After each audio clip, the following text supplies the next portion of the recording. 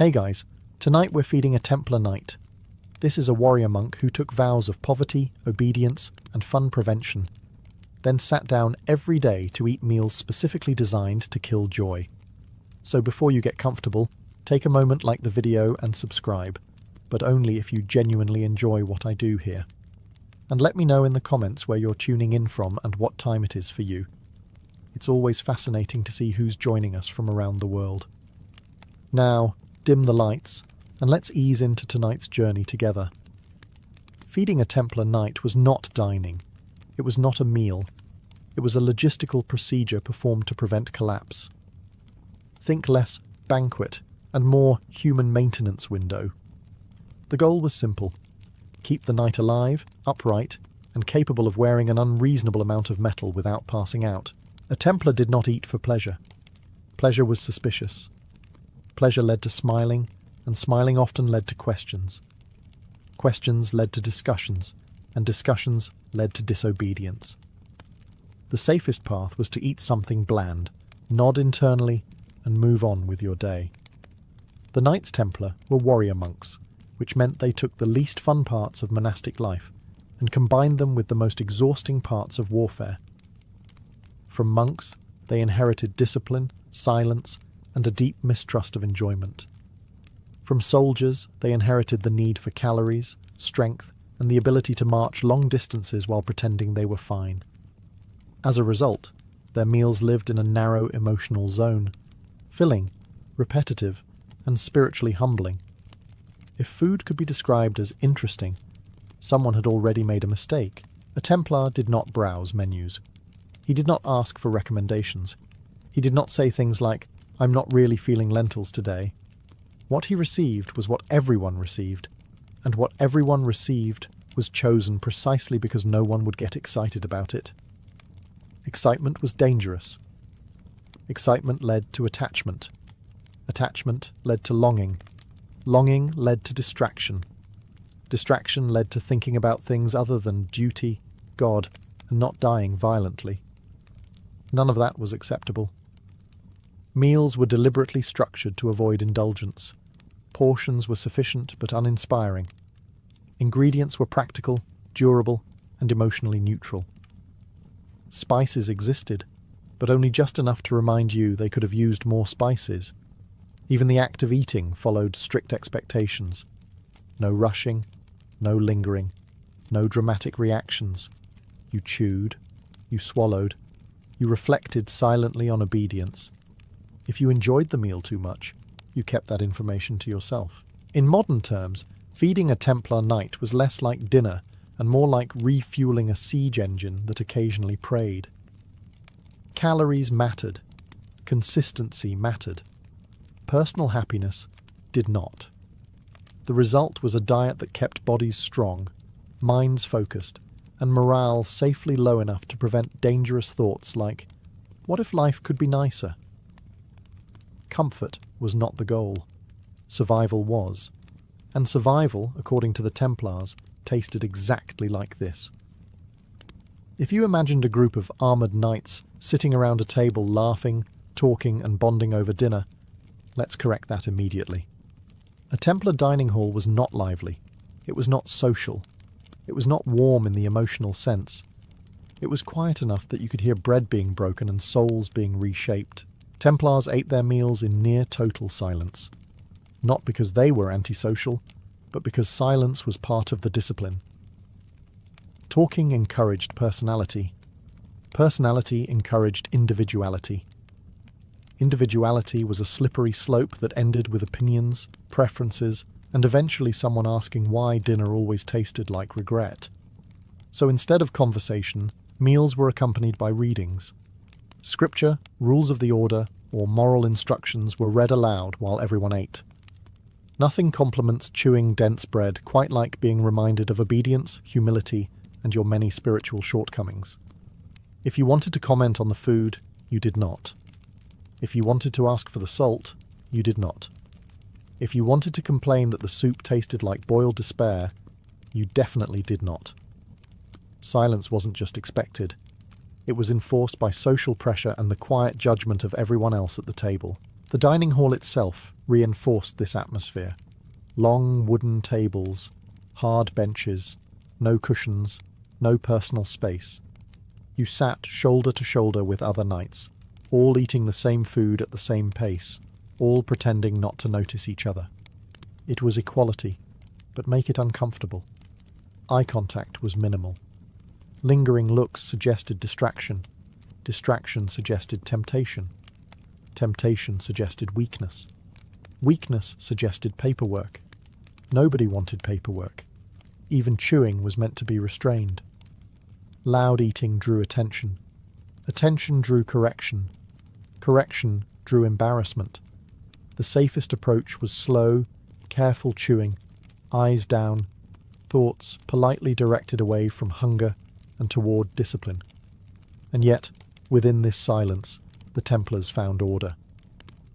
The lack of conversation stripped meals of distraction. Eating became mechanical, predictable, efficient. Exactly how the Order liked it. In modern terms, this was less family dinner and more spiritual assembly line. Food went in, energy came out, character was moulded somewhere in between.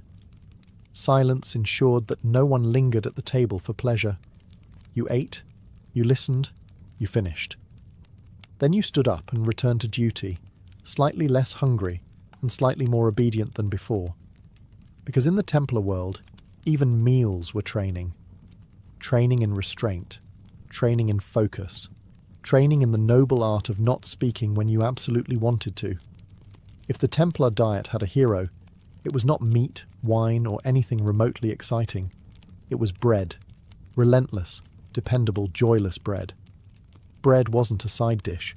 It was the foundation upon which every meal, every day, and arguably every Templar jaw was built. This was not soft bread. This was not bakery bread. This was not tear it apart with your hands and smile bread. This was dense, dark, coarse bread made from barley or mixed grains. Bread with ambition. Bread that resisted being eaten. Bread that required commitment. A Templar did not casually snack on bread. He engaged with it. Chewing was an activity. Over time, a knight's jaw became stronger, not from battle, but from repeatedly negotiating with bread that refused to cooperate. Fresh bread was appreciated, quietly and internally. Stale bread was normal, rock-hard bread was expected.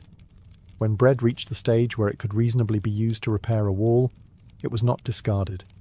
It was soaked in broth and eaten anyway. Waste was sinful. Hunger was instructional. Bread was present at every meal because it solved several problems at once. It filled the stomach. It stored well. It travelled well. It asked nothing of you emotionally. You could march for hours on bread alone, provided you accepted that joy was no longer part of the arrangement. It also reinforced discipline. Bread was the same every day. Predictable. Reliable. If you started longing for variety, that was your problem, not the bread's. The bread was doing its job. Even the act of breaking bread was controlled. No tearing off giant chunks. No hoarding. Portions were regulated so everyone received the same amount. Equality through carbohydrate distribution. And bread did more than feed.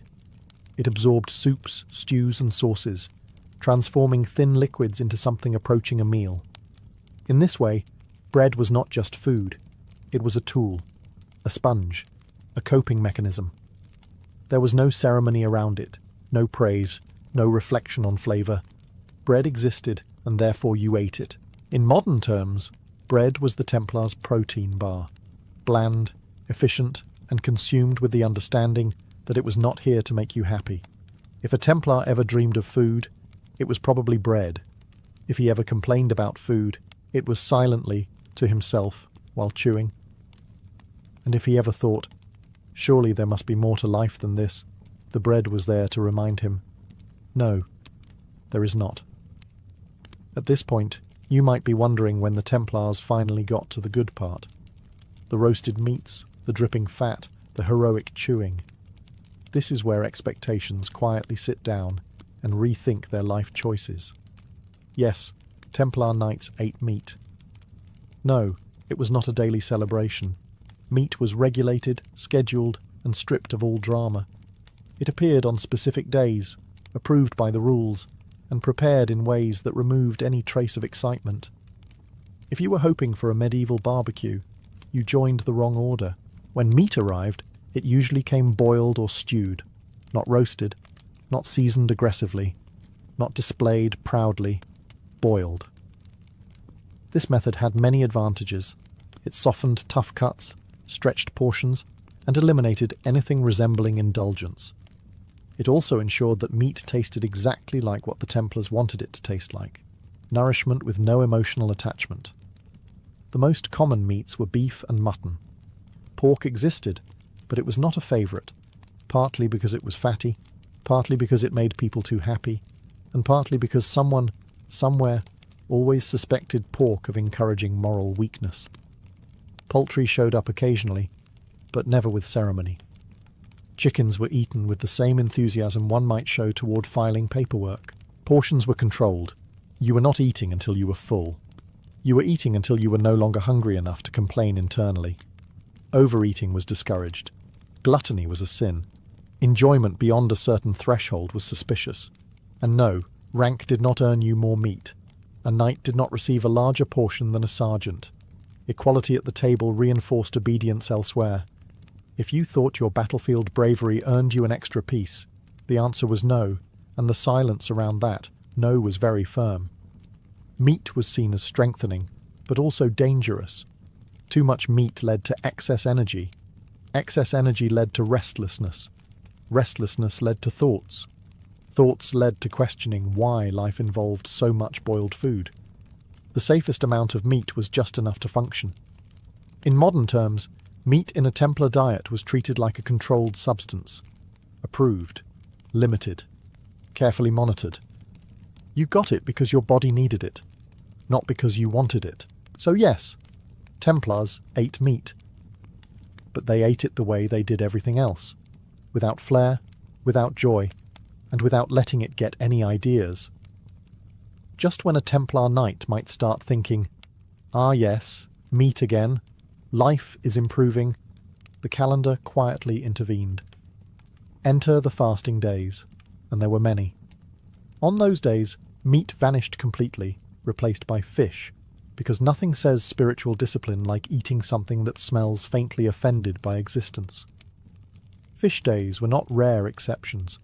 They were a regular feature of Templar life, showing up weekly and during long stretches of the religious year. The purpose was simple: restraint. Meat was considered rich. Fish was considered humble. And humility, like bread and silence, was something the Order felt you could never have too much of. This was not fresh, glistening ocean-to-table fish. This was medieval fish, salted fish, dried fish, smoked fish, fish that had travelled long distances and had plenty of time to reflect on its fate. By the time it reached the table, it was less a meal and more a lesson.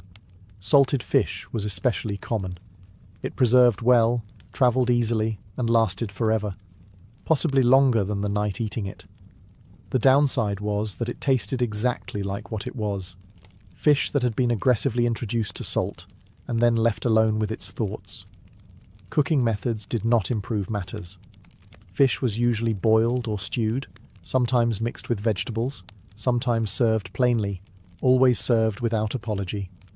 Spices were used sparingly, as too much flavour might accidentally make the meal enjoyable, and that was not the objective. Fish meals reinforced obedience. You ate fish not because you liked it, but because the rules said so. Complaining would have achieved nothing except internal disappointment.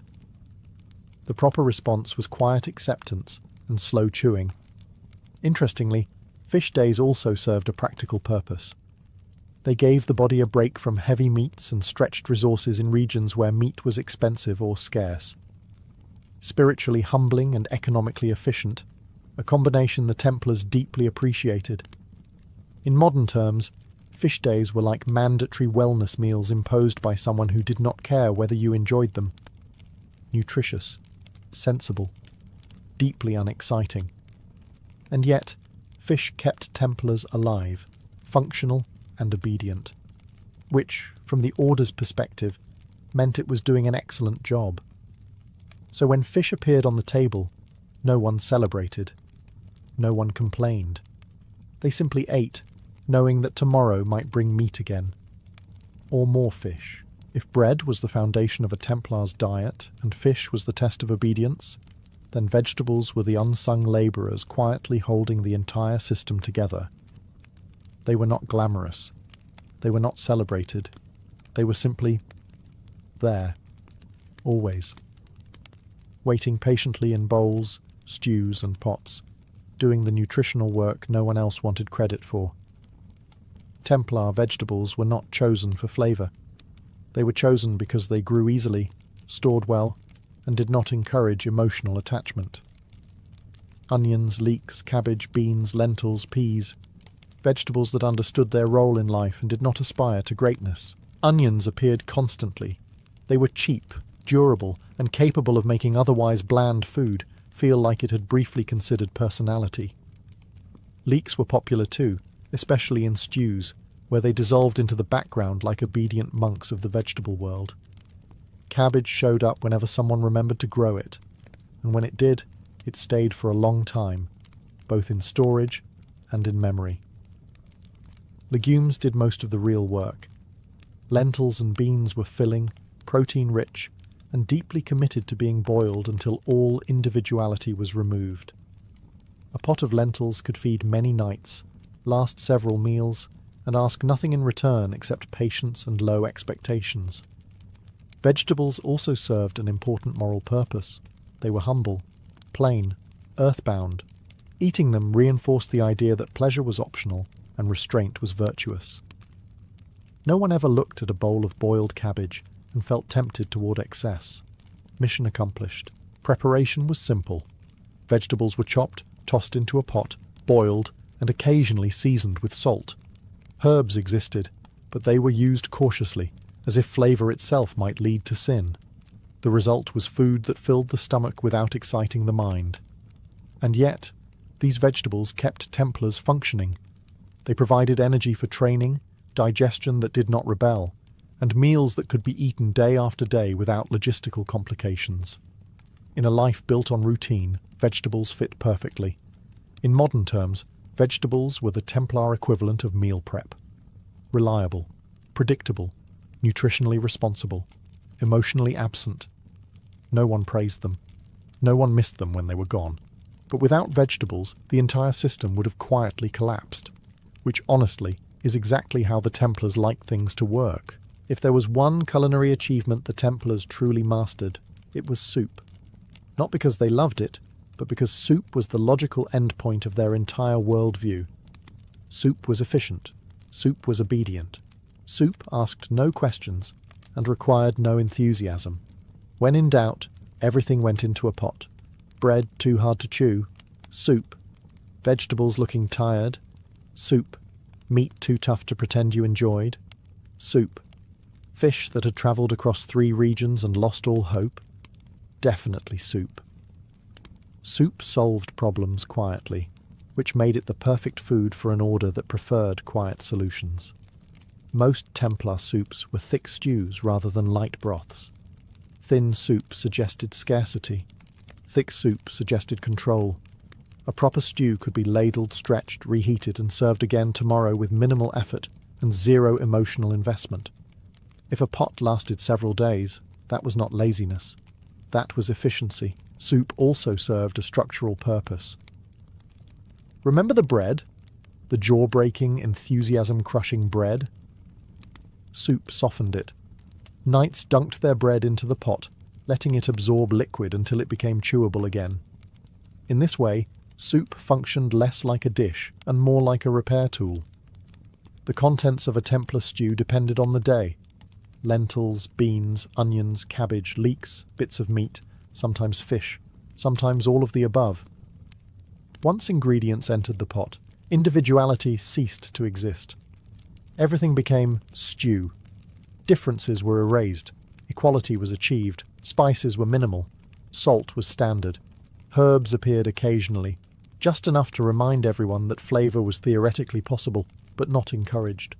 A stew that tasted too good raised concerns. A stew that tasted acceptable meant it was doing its job. Soup was also practical during campaigns. Large pots could feed many men quickly. It required no fancy equipment, no precise timing, and no personal preference. You ate what you were given, at the pace dictated by the ladle. In modern terms, soup was the Templar version of bulk cooking. Meal prep for men who believed joy was a distraction. No one praised the soup. No one complained about the soup. It existed, it warmed, it filled. And in the Templar worldview, that was perfection. If you could build a religion around a food, soup would have been a strong candidate. If you're wondering whether a hungry Templar could simply help himself to more food, the answer is no. And not a soft no. A very firm, institutional no. Portion control was not a suggestion. It was policy. Eating was regulated with the same seriousness as prayer schedules and battlefield discipline. A Templar did not eat until he was full. He ate until he was no longer distracted by hunger. There is a difference. Fullness encouraged relaxation. Relaxation encouraged comfort. Comfort, once again, was suspicious. Meals were portioned evenly so that every man received the same amount. Equality at the table mattered deeply. If one knight received more, resentment followed. Resentment led to thoughts. Thoughts led to problems. The safest approach was identical bowls, identical portions, and identical disappointment. Second helpings were rare and required permission. You did not simply reach forward and refill your bowl like you were at a village feast. Doing so would have drawn attention, and attention was never helpful. Attention suggested desire. Desire suggested excess. Excess suggested weakness. And weakness, in the Templar world, was a liability. This system also reinforced self-control. You learned to pace yourself. Eat too quickly, and you were left staring at an empty bowl, while others continued chewing in silence. Eat too slowly, and the meal ended anyway. Timing mattered. Discipline mattered. Hunger management became a skill. Interestingly, controlled portions were seen as spiritually beneficial. Mild hunger kept the mind sharp and the soul humble. A Templar who felt slightly hungry after a meal was considered properly fed. A Templar who felt satisfied might need reflection. This approach also had practical benefits. Supplies lasted longer. Waste was minimized. No one grew dependent on abundance. The order could sustain itself across long campaigns and harsh environments because no one expected indulgence. In modern terms, this was enforced mindful eating, except without mindfulness, joy, or choice. Just discipline. And yet, this system worked. Knights remained fit, mobile, and capable. No sluggishness, no food comas. Just steady energy and a constant, low-level awareness of restraint. Portion control taught the same lesson as everything else in a Templar's life. You take what you are given, you do not ask for more, and you move forward regardless. Hunger was not a failure, it was a feature. At this point, you might assume that if food was tightly controlled, drink would be even worse. Surprisingly, wine was allowed, just not in the way you're imagining. This was not joyful wine. This was not, let's talk about our feelings wine. This was wine treated like a responsible adult treats medicine, useful, measured, and never trusted completely. Templar knights were permitted to drink wine because medieval water was often unreliable, occasionally hostile, and sometimes actively trying to kill you. Wine, especially when diluted, was safer. The key word here is diluted. Undiluted wine was considered excessive, risky, and suspiciously close to enjoyment. So wine was mixed with water, reducing its strength and ensuring that no one accidentally had fun. This created a beverage that tasted like a thoughtful compromise between safety and disappointment. Enough alcohol to keep bacteria away, not enough to loosen tongues or encourage poor decision-making. Drunkenness was strictly forbidden. A drunk Templar was not just embarrassing, he was dangerous. Judgment mattered. Discipline mattered. And nothing undermines discipline faster than someone loudly insisting they could definitely fight 3 men while leaning on a table. Wine was consumed quietly, in moderation, and usually alongside meals. You did not sip it slowly and reflect on the bouquet. You drank it to stay hydrated and move on with your responsibilities. If you noticed the flavour, that was incidental. There were also rules about who served the wine and how much was poured. No refills without permission. No lingering cups.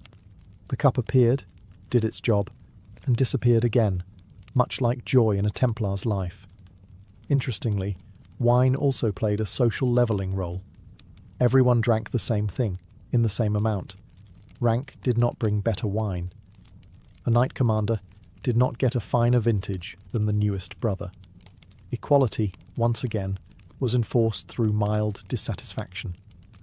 In modern terms, wine for a Templar was like coffee at work, allowed, regulated, and intended to keep you functional rather than happy. If you enjoyed it too much, you were probably doing it wrong. So yes, Templars drank wine, but they did so carefully, quietly, and always with the understanding that too much pleasure was far more dangerous than thirst.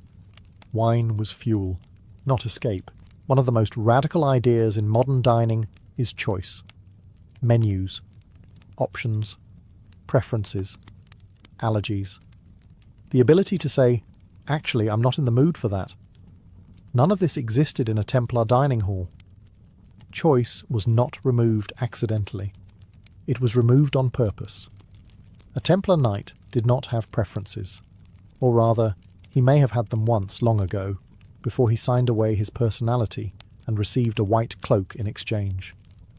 From that moment on, food was no longer something you selected. It was something you received. There was no asking what was for dinner. There was no hoping for something better tomorrow.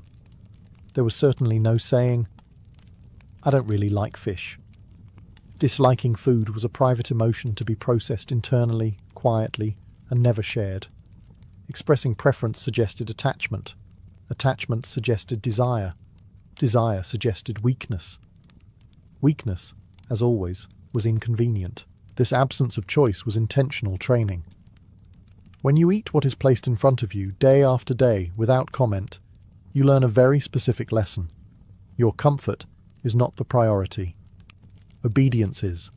And if you can master that lesson at the table, you are far more likely to master it on the battlefield. Meals were identical not just in content, but in experience.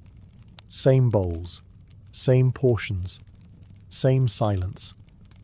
The lack of variety was not a flaw, it was a feature. Variety encouraged comparison. Comparison encouraged dissatisfaction. Dissatisfaction encouraged thinking. And thinking in excess led to trouble. Even rank did not change this. A senior knight did not receive a different dish. A commander did not get a secret upgrade. Everyone ate the same thing at the same time in the same way. Equality through enforced indifference. In modern terms, the Templar dining system was the opposite of customer service. The order did not care if you enjoyed the meal. The meal was not there for you. You were there for the order. And over time, something interesting happened. Knights stopped expecting food to make them happy. They stopped anticipating meals. Eating became neutral, automatic, unremarkable. Which was exactly the point. When food no longer distracts you, when preference no longer matters, when comfort is no longer expected, you become very easy to command. And that, more than flavour, was always on the menu. In most medieval societies, rank came with perks. Better housing, better clothing, better food. If you climbed the social ladder, your plate usually followed. The Knights Templar looked at this idea, considered it carefully, and then removed it entirely. Within the order, rank did not improve your meals. A newly admitted brother, a seasoned knight, and a high-ranking commander all ate essentially the same food, in the same portions, prepared the same way.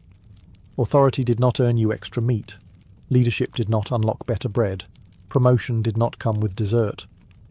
This was not an oversight. It was policy. The Templars believed that equality at the table reinforced obedience everywhere else. If leaders ate better, resentment followed. If leaders ate worse, authority weakened. The safest solution was to make everyone equally unimpressed. Shared dissatisfaction was a bonding experience. Even the master of a commandery ate what everyone else ate. Same stew, same bread, same diluted wine. If he wanted luxury, he could have remained a noble. The order made it very clear, you did not rise above your brothers by being fed differently. This also removed a powerful source of ambition.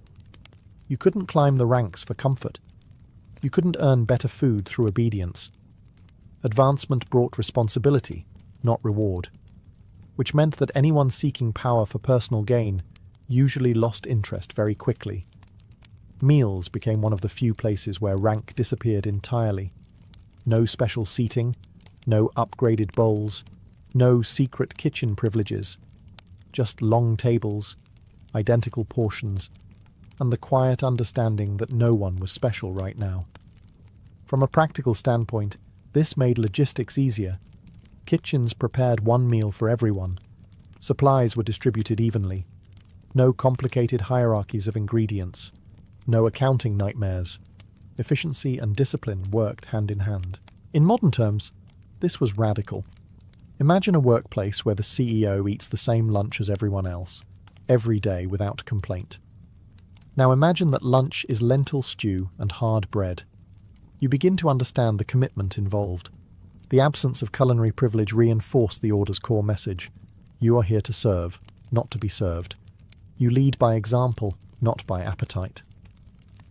In the Templar world, authority did not taste better. It tasted exactly the same. By this point, it should be clear that feeding a Templar Knight was never just about nutrition. It was training. Constant, quiet, relentless training that began long before the battlefield and continued long after the armor came off. Every meal was designed to condition the mind as much as the body. Eating plain food without complaint trained restraint. Eating the same food every day trained endurance. Eating in silence trained focus. Even mild hunger trained acceptance. The table was simply another drill ground, except with fewer swords and more lentils. The Templars understood something modern people often forget. Discipline is easiest to practice in small, boring moments. Anyone can be disciplined during a dramatic charge into battle. That's adrenaline. Real discipline shows up when you are tired, hungry, and staring at another bowl of identical stew. Meals reinforced routine. Same time, same place, same rules. The predictability removed decision-making entirely. You didn't think about food. You didn't anticipate it. You didn't look forward to it. You simply responded to the schedule. This freed the mind for prayer, duty, and not dying violently later. The diet itself supported endurance rather than explosive strength. These were men expected to march long distances, stand guard for hours, and fight while exhausted. Heavy, indulgent meals would have slowed them down. Simple food kept energy steady and digestion cooperative. Nothing dramatic, nothing risky. Even the act of stopping when your bowl was empty was training. You learned to recognize limits and accept them without argument.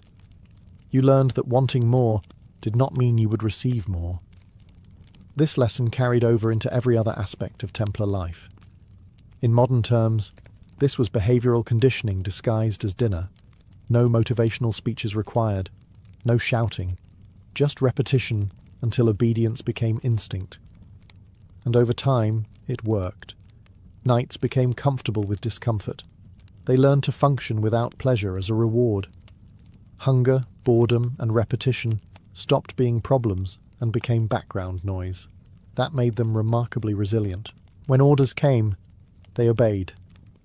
When conditions were harsh, they endured. When food was scarce, they adapted. Because they had been practicing all along. Eating, for a Templar, was not a break from training. It was part of it. At some point, every Templar Knight had to make peace with hunger. Not dramatic, painful starvation, just a quiet, persistent sense that another bowl would have been nice. This was not considered a problem. In fact, it was considered a feature. The Templars believed that mild hunger was good for the soul. A knight who left the table slightly unsatisfied was not underfed. He was properly disciplined. Hunger sharpened awareness, encouraged humility, and prevented the dangerous illusion that life was meant to be comfortable.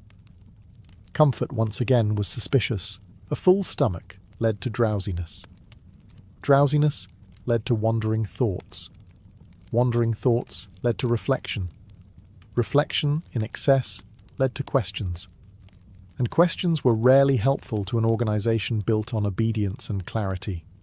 A slightly hungry knight, on the other hand, stayed alert, focused, and much less interested in philosophical debates. Hunger also reinforced equality.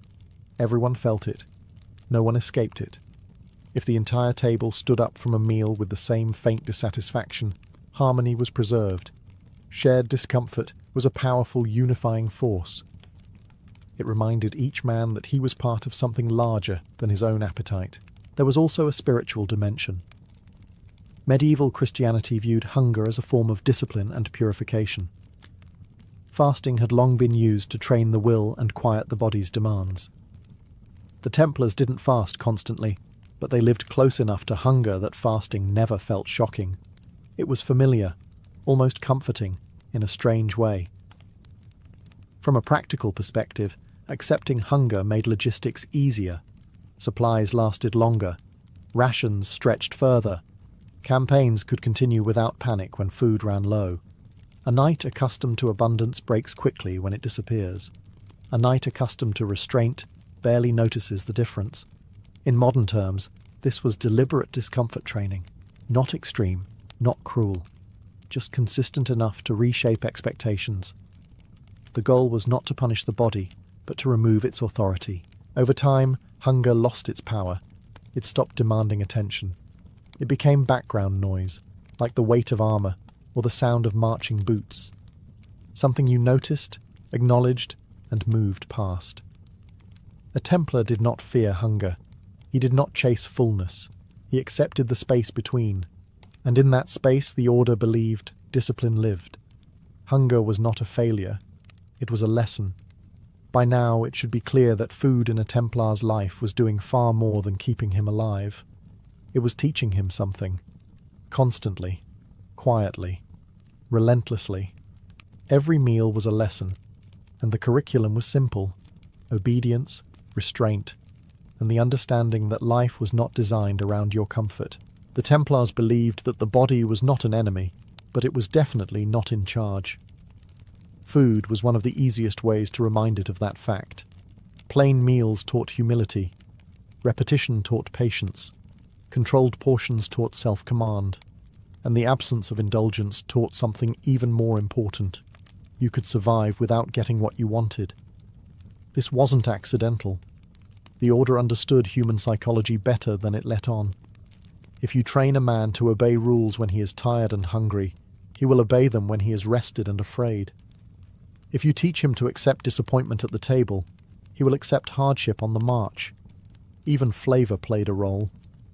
Food that was too enjoyable invited lingering. Lingering invited attachment. Attachment invited longing for comfort beyond the table. So meals were kept deliberately neutral. Not bad enough to cause rebellion. Not good enough to cause desire. A perfect balance of fine and that will do. Meals also reinforced identity. You were not an individual expressing taste. You were a brother participating in a shared rule. Eating the same food at the same time in the same way dissolved individuality and replaced it with belonging. The message was clear. You are part of something larger, and that something eats lentils. There was also a moral warning built into every bite. Excess was dangerous. Desire was distracting. Pleasure was not evil, but it was unnecessary. The Templars were not trying to punish the body. They were trying to prevent it from negotiating. In modern terms, this was behavioral conditioning disguised as nutrition. No speeches required. No dramatic rituals. Just daily repetition until the lesson sank in. Food taught the knight to accept limits, to resist impulse, to value purpose over pleasure.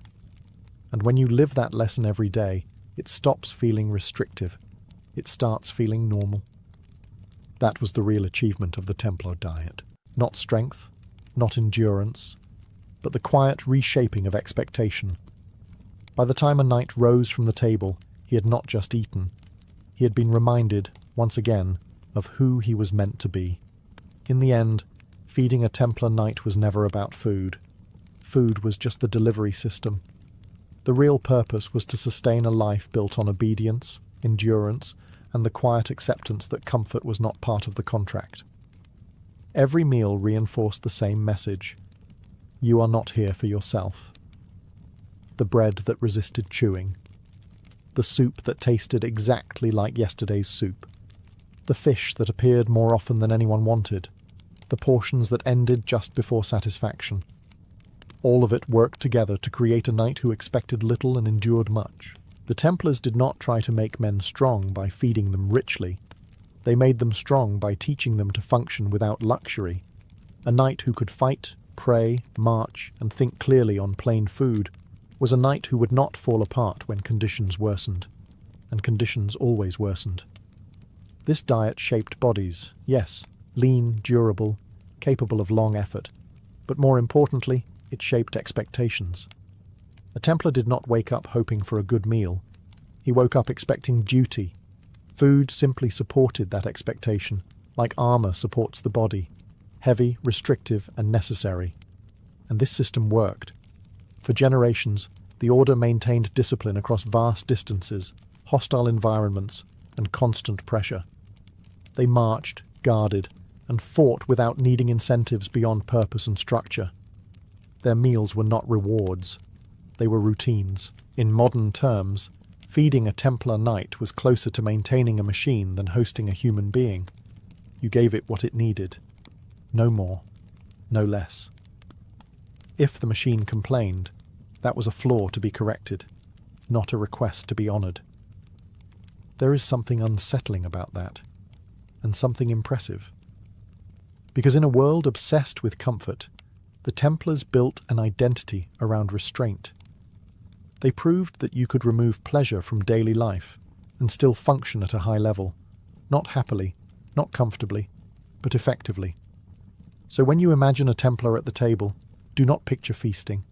Picture quiet chewing, steady posture, eyes lowered, no anticipation of dessert, just fuel, just obedience, just another day prepared for whatever came next.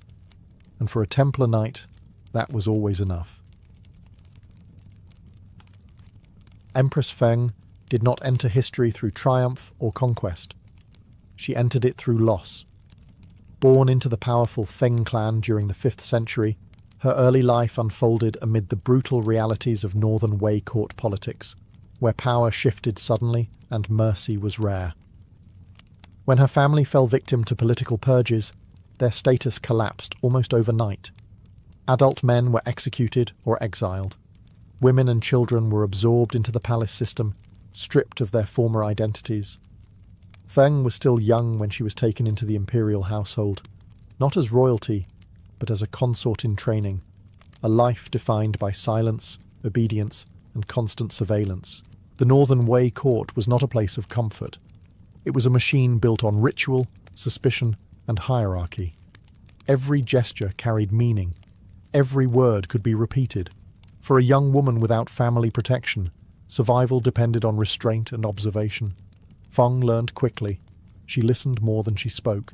She watched how officials competed for influence, how imperial relatives rose and fell, and how emperors were often controlled by those who appeared weakest. In this environment, patience was not a virtue. It was a weapon. Her fate changed when she was chosen as consort to Emperor Wencheng. The match was political, not romantic, but it placed Feng closer to the centre of power than most women ever reached. When the emperor died prematurely, leaving behind a child heir, the empire entered a dangerous phase. Child emperors meant regents. Regents meant struggle. And struggle often ended in blood. Against expectation, Feng emerged not as a casualty, but as the solution. Elevated to Empress Dowager, she became regent for the young emperor. This transition was extraordinary. A woman whose family had once been destroyed by court politics now stood at the head of the same system that had consumed them. But she did not rule impulsively. She ruled carefully, understanding that authority in Northern Wei China depended not on declarations, but on stability. From the beginning, Feng framed her power as necessity, not ambition. She presented herself as a guardian of the dynasty, not its master. This distinction mattered. By emphasizing continuity and order, she neutralized opposition before it could form. What began as a regency born of crisis would become one of the most consequential periods in Northern Wei history. And it all started with a girl who learned, very early, that survival was the first step toward rule. Empress Feng understood something that many rulers never grasped.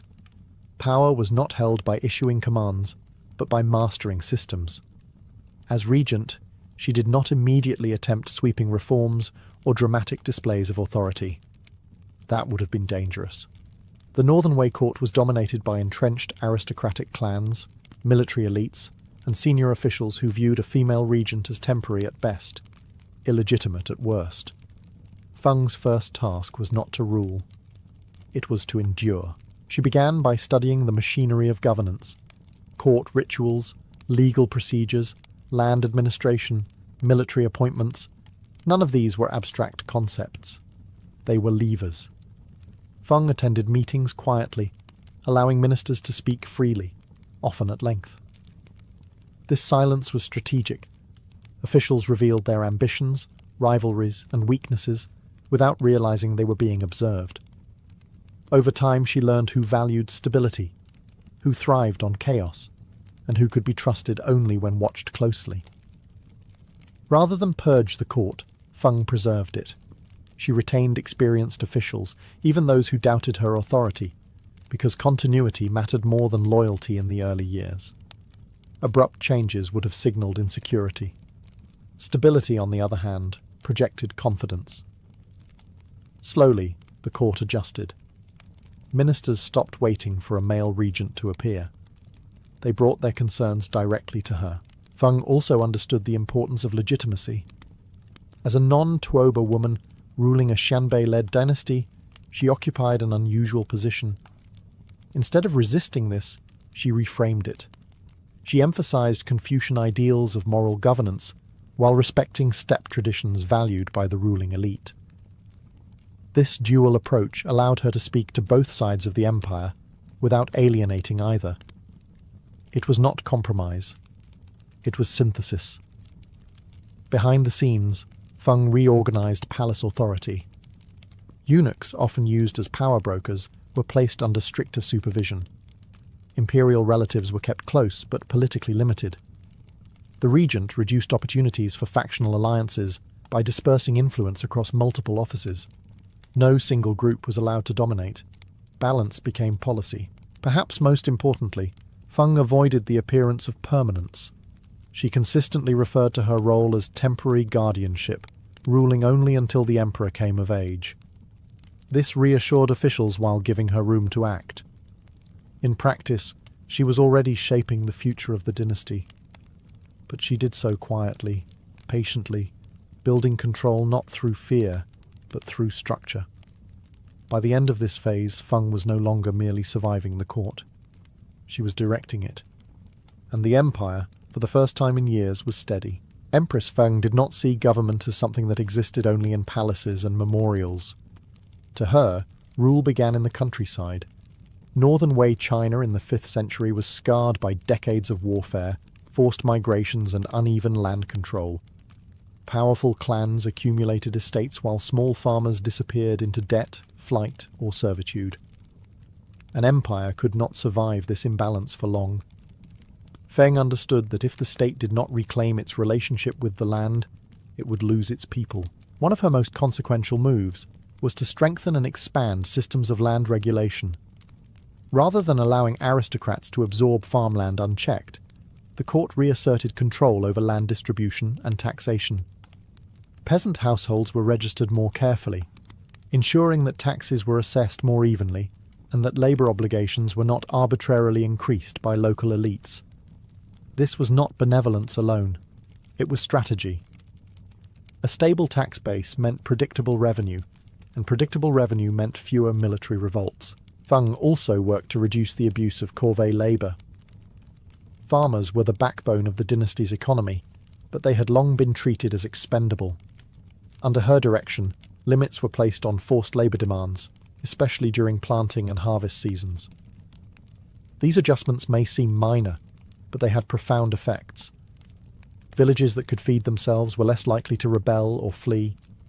The empire grew quieter, not because of fear, but because daily life became more survivable. At the same time, Feng strengthened central oversight. Provincial governors were monitored more closely, their appointments rotated to prevent the formation of local power bases. Reports were standardized, making it harder to hide corruption behind vague language. Officials who exploited peasants too openly were removed, not with spectacle, but with efficiency. The message was clear. Authority flowed downward from the court, not upward from private estates. These reforms also served a cultural purpose. By emphasizing orderly administration and moral governance, Feng aligned the dynasty more closely with Chinese bureaucratic ideals. This helped integrate the Northern Wei state into broader traditions of imperial rule, reducing the perception that it was merely a conqueror regime imposed from outside. By reinforcing the link between land, people and state, Feng transformed governance into something durable. Her power no longer rested solely on her position as regent. It rested on systems that functioned even in her absence. And that, more than any decree, marked the beginning of lasting imperial reform. Empress Feng understood that belief could stabilize an empire as effectively as laws. In a realm fractured by ethnic divisions, recent conquest, and lingering distrust between ruling elites and the population, ideology mattered. Feng did not treat religion as a personal refuge or court ornament. She treated it as state infrastructure. Buddhism, already spreading across northern China, offered a moral language that transcended clan and origin. Feng recognized its political potential immediately. Under her regency, Buddhism received unprecedented imperial support.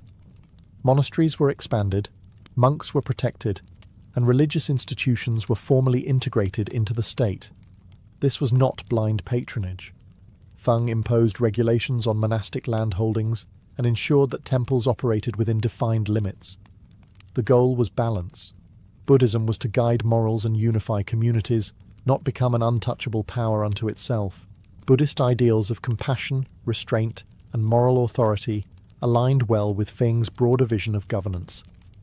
She promoted the image of the ruler as a caretaker rather than a conqueror. This messaging was especially effective in regions recently absorbed into Northern Wei control, where resentment toward military rule still lingered. Temples became centers of education, charity, and social order. They fed the poor during shortages, mediated disputes, and reinforced loyalty to the state without the need for soldiers. At court, Feng used Buddhism to legitimize her authority as a woman. Rather than challenge patriarchal norms directly, she sidestepped them.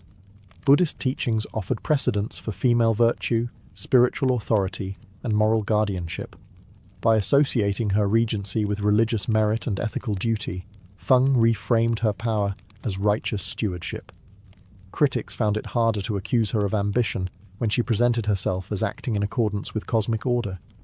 This religious policy also helped soften ethnic divisions within the empire. The Northern Wei ruling class originated from steppe traditions, while much of the population followed Chinese customs. Buddhism, not native to either group, provided common ground. It allowed Feng to unify diverse subjects under a shared spiritual framework, without forcing cultural assimilation too abruptly. By the time her policies were fully implemented, Buddhism was no longer simply a faith within Northern Wei. It was a pillar of the state. And through it, Feng reinforced unity, legitimacy, and moral authority, without ever needing to raise her voice or her sword. Empress Feng knew that internal collapse, not foreign invasion, posed the greatest threat to the dynasty. The Northern Wei court was crowded with powerful clans, ambitious generals, and imperial relatives who believed proximity to the throne entitled them to influence. Past regents had tried to dominate this environment through intimidation and purges, often triggering the very rebellions they sought to prevent. Feng chose a different path. She focused on control through structure rather than fear. One of her first priorities was reducing the political power of imperial relatives. Historically, regencies in China collapsed when uncles, cousins, or in-laws claimed authority in the name of blood ties. Feng limited this risk by keeping relatives close to the court but far from real command. They were granted titles, stipends, and ceremonial roles, symbols without substance. This approach neutralized resentment while preventing the formation of rival centers of power. At the same time, Feng refined the bureaucratic hierarchy. Offices were clarified, responsibilities narrowly defined, and chains of command reinforced. Overlapping authority, a frequent source of factional conflict, was deliberately reduced. Officials were encouraged to specialize rather than compete across domains. This made administration more efficient and, crucially, made conspiracies harder to organize. When everyone knew their role, deviation stood out. Feng also transformed how decisions were made. Rather than relying on informal influence, she insisted on written memorials, documented procedures, and recorded outcomes. This created institutional memory and reduced the ability of individuals to manipulate policy through personal access. Ministers who once relied on charisma or intimidation found themselves constrained by paperwork and precedent. Power shifted from personalities to process. Crucially, Feng avoided public humiliation of officials. Even when removing corrupt or disloyal figures, she acted with restraint. Dismissals were framed as administrative corrections, not moral crusades. This preserved dignity and discouraged desperate retaliation. The court remained tense, but it functioned. Through these methods, Feng accomplished something rare. She created a court that feared disorder more than authority. Stability became a shared interest. By the middle of her regency, opposition no longer organized around overthrowing her. Instead, it adapted to the system she had built. The court still whispered. It always would. But whispers are far less dangerous than swords. Empress Feng understood that regency was, by definition, temporary. But she also knew that releasing power too abruptly could undo everything she had built. Her challenge was delicate: prepare the young emperor to rule, while ensuring that the transition would not revive factional chaos. Education, therefore, became a political act. From early childhood, the emperor's upbringing was carefully structured. Tutors were selected not only for learning, but for temperament. Feng avoided scholars known for rigid ideology or personal ambition. She favored instructors who emphasized discipline, moral responsibility, and administrative competence. The goal was not brilliance, but steadiness.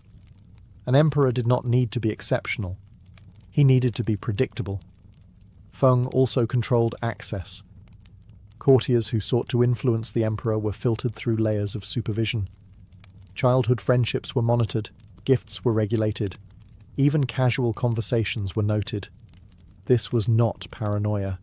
It was prevention. Feng had seen how easily young rulers became instruments of stronger personalities. She would not allow her work to be undone by flattery whispered into a child's ear. At the same time, she avoided isolating the emperor completely. He was gradually introduced to court rituals, audiences, and administrative procedures. Feng often observed silently as he presided over minor matters, intervening only when necessary. These moments were instructional. Mistakes were corrected privately, preserving imperial dignity. Successes were attributed to the emperor himself. Public perception mattered. The court needed to see a ruler forming, not a puppet performing. As the emperor matured, Feng slowly reduced her visible presence. Edicts increasingly bore his authority. Audiences were framed as his decisions, even when guided behind the scenes. This gradual shift allowed officials to adjust without panic. There was no single moment of transfer, no vacuum to exploit. Power flowed rather than dropped. Yet Feng never relinquished oversight prematurely. Final authority remained hers until she was confident that institutions, not personalities, would carry the state forward. By the time she stepped back, The court no longer revolved around her presence. It revolved around procedures she had embedded into daily governance. In shaping the emperor, Feng ensured continuity. She did not seek legacy through monuments or proclamations. Her legacy was subtler. It lived in habits, expectations, and restraint. When she finally loosened her grip, the empire did not shake. It held. Empress Feng ruled during a period when the Northern Wei dynasty stood at a crossroads. The empire was expanding, but expansion brought strain. Newly incorporated regions differed in language, customs, and loyalty. Military governors governed far from the capital. Old aristocracies remembered former independence. The danger was not immediate collapse, but slow fragmentation. Feng's task was to bind these pieces together without forcing unity faster than it could endure. Her approach relied on administrative integration rather than cultural erasure. Local elites were not removed wholesale. Instead, they were absorbed. Promising regional figures were offered court positions, marriages, or educational opportunities in the capital. This brought talent inward while weakening the appeal of regional separatism. Loyalty was rewarded with inclusion, not fear. Over time, ambition redirected itself toward the centre. Feng also strengthened communication between provinces and court. Regular reporting schedules were enforced. Messengers and inspection officials travelled more frequently, reducing the autonomy that distance once provided. Governors understood that neglect or abuse would not go unnoticed, even hundreds of miles away. This did not eliminate corruption, but it narrowed the space in which it could thrive. Military authority was treated with similar care. Feng respected the army's importance, but she avoided allowing generals to become political actors. Commands were rotated. Honours were distributed broadly rather than concentrated. Victories were celebrated as imperial achievements, not personal triumphs. By keeping military prestige tied to the dynasty rather than individuals, she prevented the emergence of warlords. At the ideological level, Feng emphasized order and continuity. Laws were standardized across regions where possible, reducing confusion and resentment. Ritual practices were adjusted gradually, allowing local customs to coexist under imperial frameworks. The message was consistent. The empire did not demand sameness, only loyalty and stability. What made these efforts effective was restraint. Feng did not attempt to solve every problem immediately. She prioritized cohesion over perfection. Regions were allowed to adapt at different speeds, as long as the direction remained clear. The state became less brittle, more flexible. By maintaining unity through administration, communication, and inclusion, Feng ensured that the Northern Wei Empire did not tear itself apart under the weight of its own growth. It remained whole not because it was forced to be, but because it worked. Empress Feng paid a price for the stability she created. Long regencies rarely end without resentment, and Feng's was no exception. By the later years of her rule, the empire was orderly, revenues were reliable, and rebellion was rare. But beneath the surface, tension accumulated. Officials who had grown up entirely under her authority began to chafe against it. Younger courtiers, ambitious and impatient, viewed her continued influence as an obstacle rather than a safeguard. Feng was not unaware of this shift. She had always understood that power, when held too visibly for too long, invites resistance regardless of results. Her response was not repression. Instead, she narrowed her involvement. Matters she once handled personally were delegated. Court audiences became shorter. Decisions increasingly followed established procedure rather than personal instruction. This withdrawal was calculated, but it was also risky. Too sudden a retreat could expose weaknesses she had spent decades concealing. There were also personal costs. Feng had no traditional family life. Her position required emotional distance, constant vigilance, and a public image of composure that left little room for private grief or attachment. The court respected her, but few loved her. That isolation was the price of being indispensable. In stabilizing the empire, she had made herself singular, and singular figures are always alone. Criticism, once muted, became more open. Some accused her of ruling too long. Others whispered that the dynasty had become dependent on her judgment. Feng did not respond publicly. She had learned early that answering every accusation only amplified it. Silence, once again, became her shield. Yet she did not cling to authority blindly. Feng prepared for the end of her regency as carefully as she had prepared for its beginning. She ensured that succession protocols were clear, that officials understood their roles, and that no single faction stood ready to seize control. Her final years were devoted less to innovation than to preservation. When Feng's direct influence finally faded, the empire did not celebrate, nor did it collapse. That quiet outcome was her final success. The cost of her authority had been personal, prolonged, and heavy, but it had spared the dynasty a far greater price. Empress Feng did not leave behind a dramatic final act. There was no coup, no violent reckoning, no sudden unravelling of power. Instead, her departure from the centre of authority was almost anticlimactic, and that was precisely the point. Empires usually reveal the quality of their rulers not during moments of strength, but at the moment they step away. In this test, Feng succeeded. By the time her influence fully receded, the northern Wei state no longer depended on her presence to function. Officials knew their responsibilities. Provincial governors understood the limits of their authority. The emperor ruled within a framework shaped by discipline rather than impulse.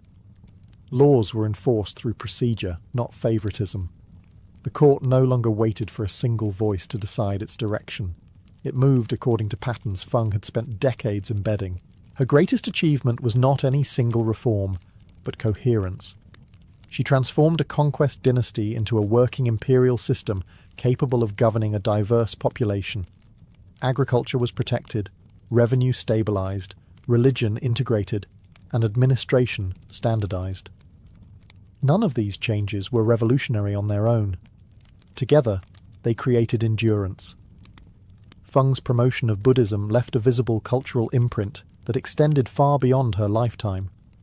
Temples, art, and religious scholarship flourished under the conditions she created, shaping northern China's spiritual landscape for generations. Equally important, her synthesis of steppe leadership traditions with Chinese bureaucratic governance helped redefine what the Northern Wei dynasty was and what it could become. History did not always treat her generously. Later chroniclers, writing in male-dominated traditions, often minimized her role or framed her authority as anomalous. Yet the stability of the mid-Northern Wei period speaks for itself. Empires do not remain intact through coincidence. They endure through careful design. Feng ruled without a crown in her own name, without founding a new dynasty, and without rewriting history to glorify herself. Her power was exercised in restraint, not spectacle. When she stepped aside, the state remained calm. That calm was her monument. In a world where rulers are often remembered for conquest or collapse, Empress Feng stands apart. She ruled so that she would not need to be remembered to be successful. The empire she shaped carried on, not because of who she was, but because of what she built. Crowns were never created for beauty alone. In the ancient world, they existed to solve a political problem that every early society faced: how to make authority instantly recognizable. Power needed to be visible, unquestioned, and unmistakable, especially in cultures where most people would never read laws or hear formal proclamations. A crown answered that need in a single glance. Before crowns, leadership relied heavily on personal reputation, physical presence, or ritual performance. But as societies grew larger and more complex, this was no longer enough. Rulers had to project legitimacy beyond their immediate circle. They needed a symbol that could speak for them when they were silent, distant, or unseen. The crown became that symbol.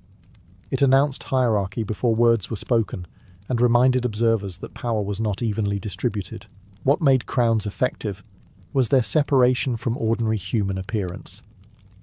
They sat above the head, the highest point of the body, visually lifting the ruler closer to the heavens. This was not accidental. In many ancient belief systems, the head was associated with the soul, reason, or divine connection.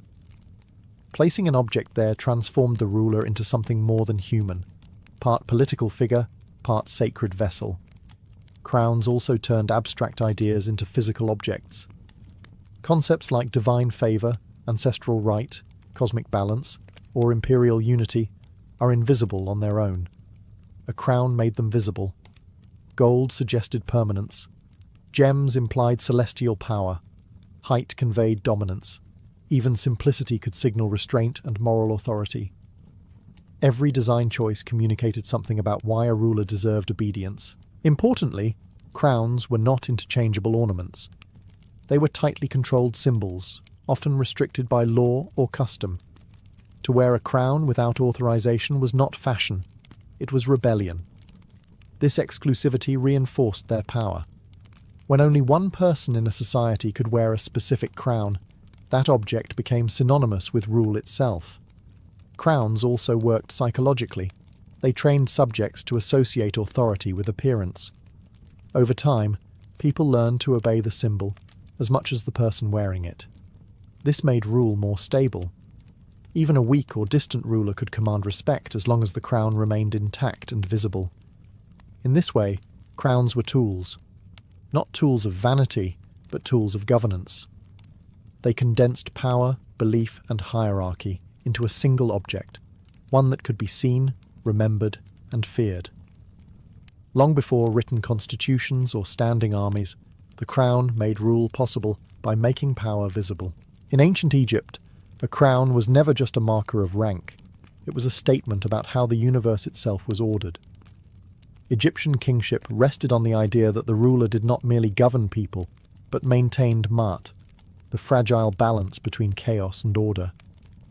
The crown was the most visible proof that this balance was being upheld. The most powerful of these symbols was the double crown, formed by the union of two older crowns, the white crown of Upper Egypt and the red crown of Lower Egypt. When fused together, they created a single headdress that proclaimed unity. To wear it was to declare mastery over the entire land, from the southern Nile to the Mediterranean delta. Political geography became wearable theology. This mattered because ancient Egypt was not naturally unified. The Nile Valley encouraged regional identities, and fragmentation was a constant threat. The double crown turned unity into a sacred condition, rather than a temporary political arrangement. As long as the king wore it, Egypt was whole. Not because borders were defended, but because the cosmos demanded it. The crown also reinforced the pharaoh's semi-divine status. Egyptian rulers were not gods in the abstract. They were living conduits between the human and divine worlds. The crown visually elevated the pharaoh, linking his body to the gods above and the land below. This was why crowns appeared constantly in temple reliefs and statuary. The ruler was rarely shown bareheaded. To depict a pharaoh without a crown was to depict him incomplete. Different crowns were used in different ritual contexts. Some emphasized fertility and rebirth. Others highlighted military authority or judgment. Switching crowns was not costume change, it was role change. The king adapted his symbolic identity depending on what aspect of cosmic order he was enacting. A coronation, therefore, was not a single moment, but a sequence of transformations, each marked by a crown. What made Egyptian crowns especially powerful was continuity. Their forms remained recognizable for millennia. Dynasties rose and fell, but the visual language of kingship endured. This stability reinforced the idea that Egypt itself was eternal, even when individual rulers were not. In Egypt, the crown did not say, "I rule." It said, "The world is still in balance." And as long as that crown remained on the pharaoh's head, chaos, at least symbolically, was held at bay. In the Persian world, crowns carried a different message than in Egypt. Where Egyptian crowns emphasized cosmic balance, Persian royal headgear emphasized scale. The kings of the Achaemenid Empire did not present themselves as guardians of a single sacred land, but as rulers of many peoples, languages, and traditions at once. Their crowns were designed to express universal authority rather than local divinity. Persian kings did not favour tall, exaggerated crowns. Instead, they wore structured headgear often described as tiaras or diadems, soft caps or circlets, sometimes tied with ribbons, sometimes reinforced with gold. This restraint was deliberate. Persian kingship was built on the idea that the ruler stood above nations, not gods above humans. The king ruled by divine favour, but he was not divine himself. This distinction mattered politically. The Achaemenid Empire governed an enormous and diverse population, stretching from Anatolia to Central Asia. Imposing a single religious identity would have been disastrous. Instead, Persian crowns symbolized legitimized supremacy, the right to rule granted by the supreme god Ahura Mazda, but exercised through law, tolerance, and administration. Royal reliefs from Persepolis consistently show the king wearing the same controlled headgear while delegations from subject peoples approach him in their own distinct dress. The message is subtle but powerful. Diversity exists, but hierarchy is fixed. The crown marks the only figure who stands above all others, not by erasing difference, but by containing it. The Persian crown also worked in motion. During ceremonies, audiences, and military inspections, the king's headgear identified him instantly, even without elaborate regalia. This was important in an empire where the ruler travelled constantly. Authority needed to be portable. The crown became a mobile throne, recognizable in every province. Colour and material reinforced ideology. Rich but not excessive decoration suggested wealth without indulgence. Symmetry suggested order. The lack of towering height avoided association with tyranny. Persian kings wanted obedience, not awe-driven terror. Their crown communicated command through composure. Perhaps most importantly, the Persian crown was inseparable from the concept of kingship itself. To rebel against the king was not merely to oppose a person, it was to reject the rightful order of the empire. Claimants who failed to secure royal insignia were treated as impostors, regardless of bloodline. In Persia, the crown did not claim holiness. It claimed legitimacy over the known world. It said, quietly but firmly, that rule was not confined to one land, but extended wherever the king's authority could reach and be recognized. In the Greek world, crowns carried an unusual contradiction. Power was real, but its symbols were deliberately restrained. Unlike Egypt or Persia, most Greek societies were deeply suspicious of monarchy. Authority was expected to be temporary, accountable, and earned rather than inherited. As a result, Greek crowns rarely symbolized permanent rule. Instead, they symbolized momentary excellence. Greek crowns were often wreaths made of olive, laurel, oak, or ivy. These materials were organic, fragile, and perishable by design. A wreath could wither, break, or be discarded. That impermanence was the point. In Greek thought, no human was meant to hold power forever. Even the greatest achievements were temporary flashes of glory. This symbolism was especially visible in athletic and religious contexts. Victors in games were crowned not with gold, but with leaves. The crown honoured achievement, not authority. It elevated the individual for a moment, then returned them to equality. In this sense, the Greek crown celebrated merit without threatening the social order. When kings did exist in the Greek world, particularly in earlier periods, or on the fringes of Greek culture, their crowns remained understated. Even powerful rulers avoided excessive regalia. To appear too elevated was to invite accusations of tyranny.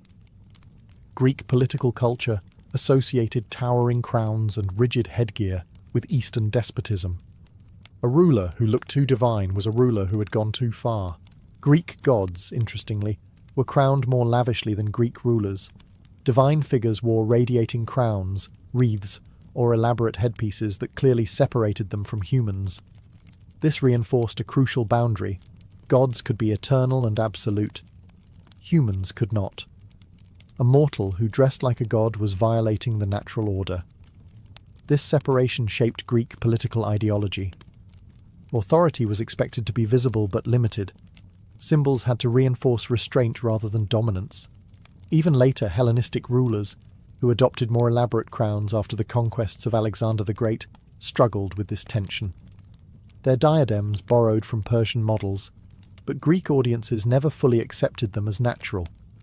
In Greece, the absence of a permanent crown was itself a statement. It said that power belonged to the community, not the individual. Leadership was a role, not an identity. The crown, when it appeared at all, was light enough to remove. This resistance to crowned permanence would echo far beyond Greece. It planted an idea that authority could exist without divine costume, an idea that would later challenge empires built on gold, height, and spectacle. In ancient Rome, a crown was dangerous. Not because it lacked power, but because it symbolized the wrong kind of power. Roman political culture was built on a deep hostility toward kingship. The memory of expelled monarchs lingered for centuries, shaping a system where authority had to be justified as service to the state, not personal domination. As a result, wearing a crown in Rome was not a declaration of legitimacy. It was an accusation. Early Roman leaders avoided crowns entirely. Even victorious generals, celebrated in triumphs, did not wear royal headgear. Instead, they were granted temporary honours, wreaths, laurel crowns, or civic crowns awarded for specific acts like saving Roman citizens. These were rewards, not claims. They elevated achievement without implying permanent authority. This distinction mattered intensely. In Rome, power was supposed to be collective, institutional, and reversible. Magistrates held office for fixed terms. Even dictators, in theory, relinquished control once emergencies passed. A crown suggested something else entirely: permanence, personal sovereignty, and rule above the law. That was unacceptable. The tension reached its peak during the late Republic.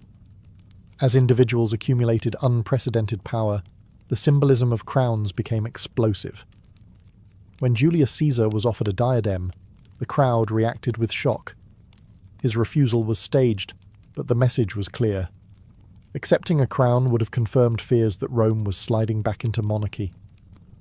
Caesar's assassination soon followed, not because he wore a crown, but because many believed he intended to. After the Republic collapsed, Roman emperors faced a symbolic dilemma. They ruled as monarchs in practice, but could not appear as kings. Early emperors avoided crowns and preferred modest headbands or wreaths. Authority was expressed through titles, military command and ritual, not through a single dominating object. Only later, under stronger imperial control, did crowns slowly return to Roman imagery. Even then, they were carefully framed. Crowns symbolized victory, divine favor, or cosmic order, but never overt kingship. The emperor was presented as first among citizens, even when that was no longer true. Rome's uneasy relationship with crowns reveals something essential. Symbols do not just reflect power, they test it. In Rome, a crown did not make a ruler stronger. It made him vulnerable. And for centuries, that fear shaped how authority dressed itself, carefully, cautiously, and always aware that one wrong symbol could end an empire. In early imperial China, crowns were never meant to dazzle. They were meant to instruct. Unlike the gold-heavy regalia of other civilizations, Chinese imperial headgear emphasized restraint, balance, and moral responsibility. Authority was not proven by excess, but by self-control. A ruler's crown was a visual reminder that power existed to serve order, not ego. The most iconic form of Chinese imperial headwear was the mianguan, a ceremonial crown featuring hanging beads that partially obscured the emperor's face. This design was deliberate and deeply symbolic. The strands in front reminded the ruler to avoid improper sights. Those at the back warned against careless speech. The crown physically limited the emperor's senses, reinforcing the idea that a true ruler governed through discipline rather than impulse. This symbolism, reflected a broader political philosophy. In Chinese thought, legitimacy did not come from conquest alone. It came from moral alignment with heaven. The ruler was expected to act as a mediator between cosmic order and human society. If he ruled justly, heaven supported him. If he ruled poorly, heaven withdrew its mandate. The crown, therefore, was not proof of eternal right. It was conditional. Materials reinforced this message. Chinese crowns were often simple in form, emphasizing symmetry and proportion rather than height or spectacle. Even when made with precious materials, they avoided flamboyance. Excessive display was associated with moral decay. A ruler who dressed too extravagantly was signaling imbalance, and imbalance invited disaster. Crowns were also closely regulated. Specific styles were permitted only in certain rituals, seasons, or ceremonies. Wearing the wrong crown at the wrong time was a serious breach of protocol. This reinforced hierarchy and reminded everyone, including the emperor, that authority operated within rules. The crown did not free the ruler from restraint. It bound him to it. Importantly, Chinese crowns emphasized continuity over individuality. They changed little from one reign to the next. The ruler was less important than the role he inhabited. This discouraged personal cults of personality and reinforced the idea that the state outlived any one emperor. In this system, the crown did not proclaim dominance. It demanded responsibility. It said that rule was not a privilege to enjoy, but a burden to carry correctly. And when that burden was mishandled, the crown itself lost meaning, becoming a hollow symbol of authority heaven no longer recognized. In ancient China, the crown did not elevate the ruler above morality. It placed him beneath it. In the societies of early medieval Northern Europe, especially during the Scandinavia-centered Viking Age, crowns played a far quieter role than in great empires. There were no towering diadems or gem-encrusted symbols of divine kingship. Power in the north was negotiated, personal, and constantly tested. As a result, crowns existed less as instruments of domination and more as signs of recognition. Viking rulers did not rule by sacred mandate alone. They ruled because others accepted their leadership. Kings were war leaders, law speakers, and gift-givers. Their authority depended on reputation, success, and generosity. A ruler who failed to provide victory or wealth quickly lost followers. In such a system, an elaborate crown would have meant little without loyalty to support it. When crowns or circlets did appear, they were modest, thin bands of metal, often silver or bronze, worn during assemblies, rituals, or diplomacy. These were not objects meant to awe. They marked status within a social contract. The crown acknowledged that a man had been chosen, not that he was untouchable. It could just as easily be removed as granted. This symbolism aligned with northern ideas of leadership. Kings were first among equals, not divine intermediaries. Even legendary rulers were expected to listen at assemblies and defend their decisions. The crown, therefore, did not elevate the wearer above law. It confirmed his responsibility to uphold it. Mythology reinforced this restraint. Northern gods wore helmets or circlets in battle, but even they were bound by fate. No crown granted immunity from destiny. This worldview discouraged absolute authority. Power was temporary, contingent, and earned repeatedly through action. As Christianity spread northward, crowns slowly changed meaning. Christian kings adopted more formal regalia, influenced by Roman and continental models. Crowns became symbols of divine approval rather than communal consent. Yet even then, older traditions lingered. Northern kings were crowned, but they were also expected to prove themselves continually through rule and war. The contrast is revealing. In the north, the crown followed power rather than creating it. It acknowledged leadership that already existed instead of inventing it. This made crowns less central, but also more honest. They reflected reality rather than imposing ideology.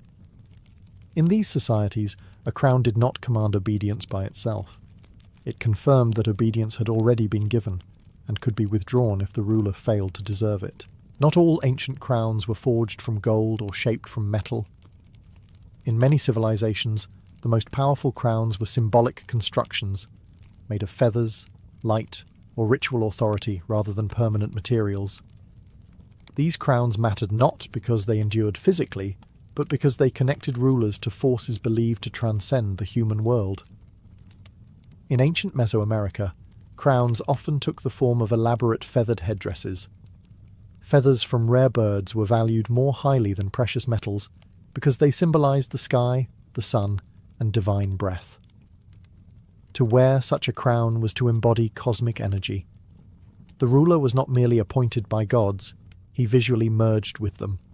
These headdresses were fragile and temporary, reinforcing the idea that power itself was fleeting and had to be constantly renewed through ritual and sacrifice. In South Asia, crowns carried yet another layer of meaning. Kingship was linked to Dharma, the moral law governing the universe. Crowns symbolized the ruler's duty to uphold this order rather than dominate subjects. Some rulers were depicted with radiant halos or stylized crowns of light, suggesting spiritual illumination rather than material authority. Here the crown was less an object and more a visible sign of inner alignment with cosmic truth. These traditions shared a common assumption. Authority was conditional. A ruler who lost divine favor or moral balance did not merely lose political support, he lost legitimacy at a cosmic level. The crown, whether feathered or symbolic, could not protect him. In fact, it often amplified his failure, making the fall more dramatic and more public. Ritual renewal was essential. Crowns were donned during ceremonies, removed afterward, and sometimes destroyed intentionally. This prevented rulers from confusing temporary authority with permanent right. Power was something bestowed, not owned. Each coronation reaffirmed a relationship between ruler, people, and the unseen world. These non-metal crowns challenge modern assumptions about power. They remind us that authority does not require permanence to be effective. In some societies, durability was a weakness. A crown that could not decay risked suggesting power that could not be questioned. By stepping away from metal and stone, these cultures emphasized an uncomfortable truth. Rule is fragile. It exists only as long as belief sustains it. Their crowns were lighter, more temporary, but often more honest. They did not claim eternity. They demanded renewal. Across ancient civilizations, crowns looked radically different, but they performed the same essential task. They translated invisible ideas into visible form. Whether made of gold, leaves, feathers, or light, a crown answered a single question every society had to confront. Why should this person rule? The answer varied, but the logic was consistent. In Egypt, the crown said the universe was in balance. In Persia, it declared authority over diversity. In Greece, its absence warned against permanence. In Rome, it threatened death. In China, it restrained the ruler with morality. In the north, it confirmed recognition rather than command. Elsewhere, crowns dissolved into ritual and renewal, reminding everyone that power could fade as easily as it appeared. What unites these traditions is that crowns were never neutral. They were arguments. Every crown made a claim about the nature of authority itself. Was power divine or conditional? Eternal or temporary? Personal or institutional? The shape, material, and rules surrounding a crown encoded political ideology more clearly than any written law most people would ever read. Crowns also reveal a deeper truth about early states. Power was fragile. Rulers could command armies, but belief was harder to control. A crown helped stabilize belief by giving it form. People obeyed not only the individual, but the symbol. Over time, obedience transferred from the person to the office, from the ruler to the role.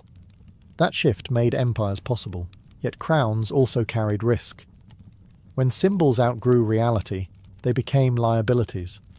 A crown worn without legitimacy invited rebellion.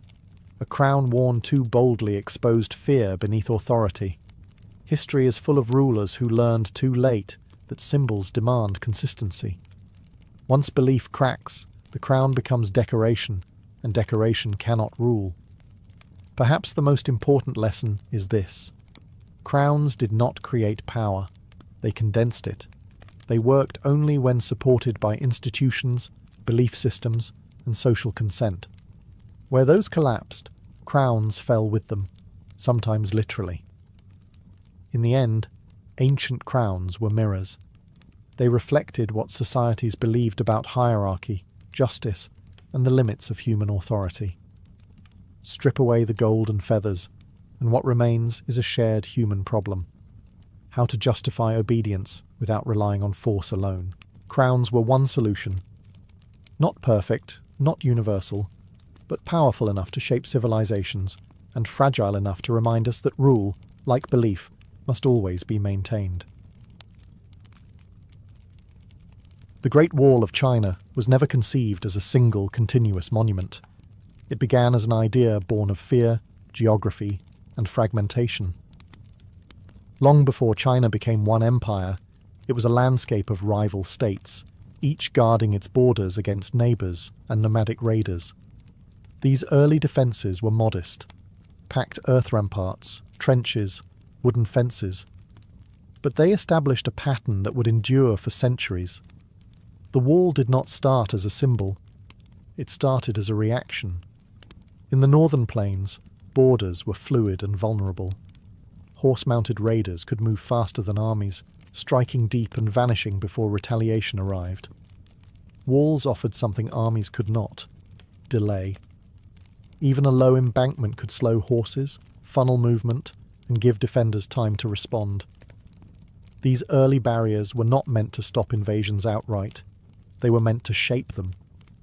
Each state built independently, with its own methods and priorities. Some walls followed ridgelines, others traced rivers or cut across open land. Materials were local and practical: rammed earth, reeds, gravel, timber. There was no uniform design because there was no shared vision. What unified these efforts was necessity. Defence had become architectural. When the state of Qin began its rise, conquering rivals and unifying territory, it inherited these fragments.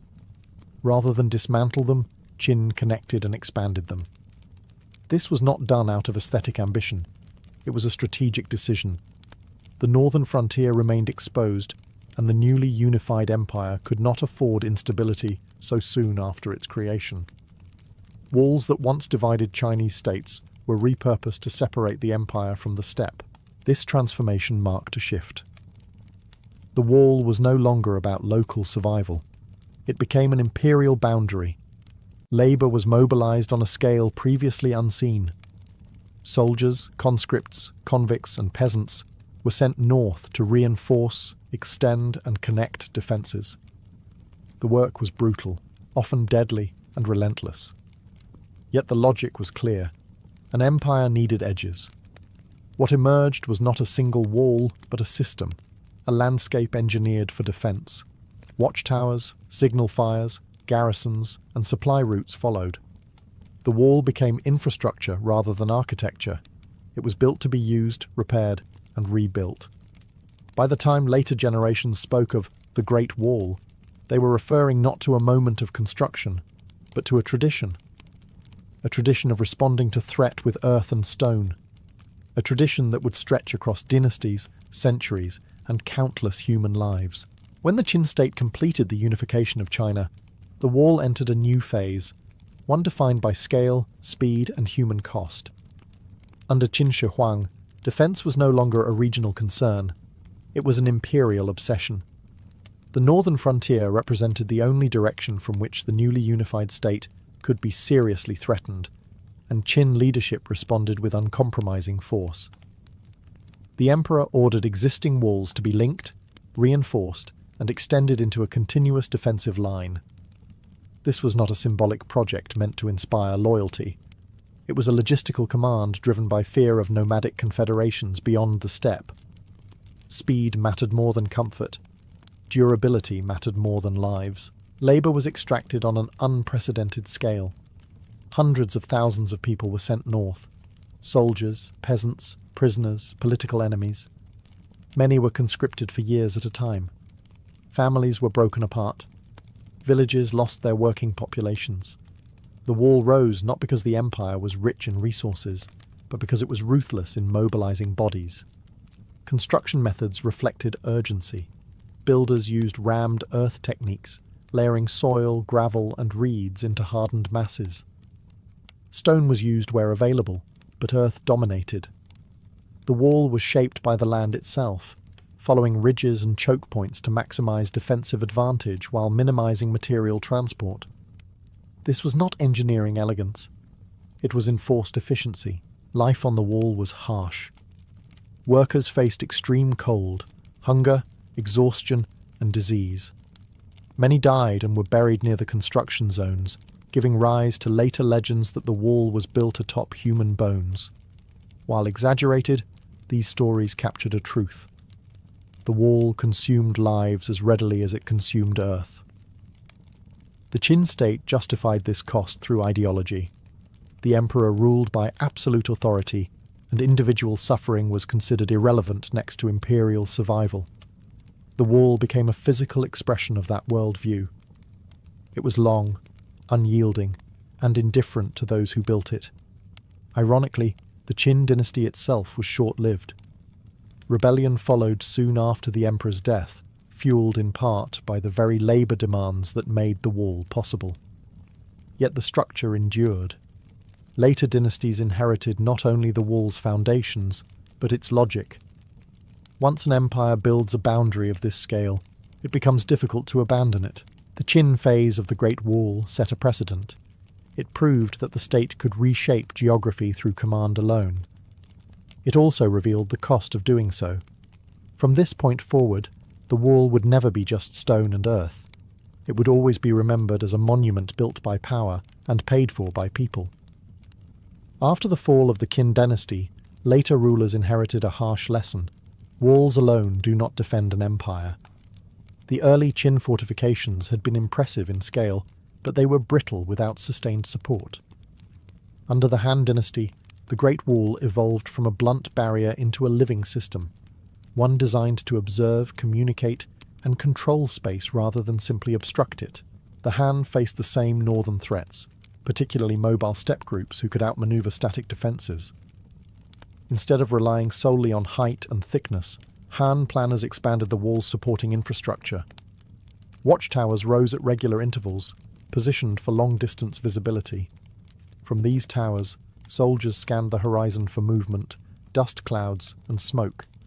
Early warnings that mattered more than stone in an age of cavalry warfare. Signal systems became the wall's nervous system. Fires by night, smoke by day, and flags or drums in clear weather allowed messages to travel across vast distances with remarkable speed. A single sighting could trigger a chain of alerts stretching hundreds of miles, mobilizing garrisons long before an enemy reached settled land. In this way, the wall functioned less as a stopgap and more as an early warning network. Garrisons were integrated directly into the wall's structure. Soldiers lived along the frontier year-round, farming nearby land to sustain themselves. This reduced supply strain and anchored military presence permanently to the border. The wall became inhabited space, harsh, isolated, and disciplined. Life there was monotonous, punctuated by long silences and sudden alarms. The Han also used the wall to regulate movement. Gates and passes controlled trade, diplomacy, and migration. The wall did not seal China off completely. It filtered interaction. Merchants passed through checkpoints. Envoys were monitored. Nomadic leaders negotiated at designated crossings. The wall thus became an instrument of policy, shaping how China engaged with the outside world. This period marked a conceptual shift. The wall was no longer just defence. It was administration stretched across the landscape. It defined where imperial authority began and where it faded. By turning the wall into a system rather than a structure, the Han ensured its longevity. Stone could crumble, but networks endured. Observation, communication, and control transformed the Great Wall into something more subtle and far more effective than a mere line of fortification. The Great Wall did not grow steadily. It expanded and decayed in cycles, rising and falling with the fortunes of the dynasties that inherited it. After the Han period, imperial attention shifted inward. Civil wars, fragmentation, and changing political priorities meant that long stretches of the wall were abandoned to wind and erosion. Grass crept over ramparts. Watchtowers collapsed. In many places, the wall returned quietly to the earth from which it had been raised. During periods of division, such as the centuries between the Han and the Tang, northern defence became a regional concern once again. Smaller states repaired local sections while ignoring others entirely. The wall fractured, mirroring the political landscape. What survived did so not because of centralised planning, but because certain frontier zones remained strategically useful. When reunification came under later dynasties, the wall re-entered imperial thinking, but cautiously. Under the Sui dynasty, massive construction projects strained the population, and rulers learned from Qin history that excessive forced labour could destabilise the state. Wall repair continued, but it was no longer pursued as a single monumental obsession. The Tang dynasty went even further. Confident in military strength and diplomatic engagement, Tang rulers relied less on walls and more on mobile armies, alliances, and forward control of frontier regions. In this era, the wall mattered less as a physical barrier and more as a symbolic boundary of older imperial strategies. Some sections were maintained, but many were left untouched for generations. This pattern reveals an important truth. The Great Wall was never inevitable.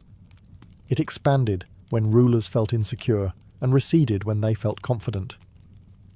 It was not a constant shield, but a reflection of political psychology.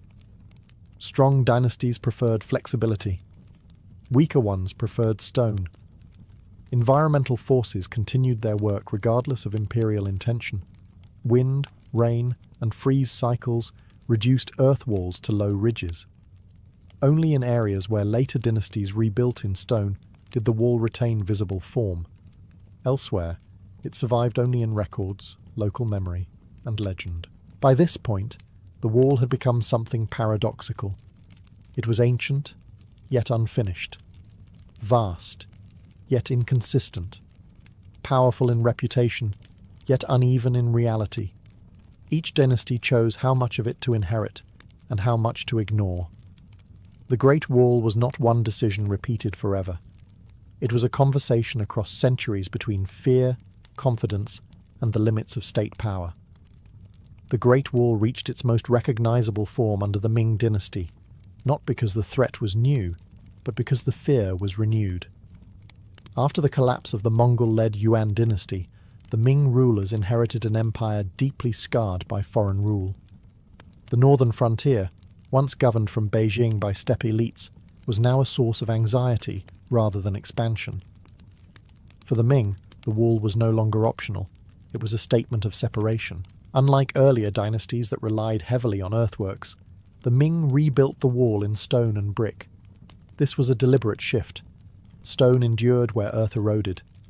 Brick resisted weather, time, and assault. The Ming wall was not meant to delay. It was meant to hold. Thick parapets, crenellations, and reinforced towers transformed the wall into a true fortress system. Construction was systematic and regionally adapted. In mountainous terrain, the wall followed ridgelines, merging with cliffs to become almost invisible from a distance. In flatter regions, it rose high and imposing, with deep foundations to prevent collapse. Watchtowers were placed closer together, allowing tighter surveillance and faster response. Artillery platforms were integrated, reflecting the growing importance of gunpowder weapons. Life along the Ming Wall was rigidly organized. Soldiers were stationed permanently, often in hereditary military households. Their lives were defined by routine, patrols, drills, maintenance, and long periods of waiting. The wall was not just a barrier, it was a workplace. Villages grew around garrisons, supplying food, labour, and replacements. The frontier became a managed zone rather than a wild edge. The Ming Wall also formalized border control. Passes were monumentalized, turning entry points into ceremonial gates, as well as defensive choke points. Trade was permitted, but regulated. Diplomacy occurred at controlled crossings. The wall did not isolate China completely. It curated contact. Yet this massive investment revealed a strategic shift. The Ming chose defense over expansion.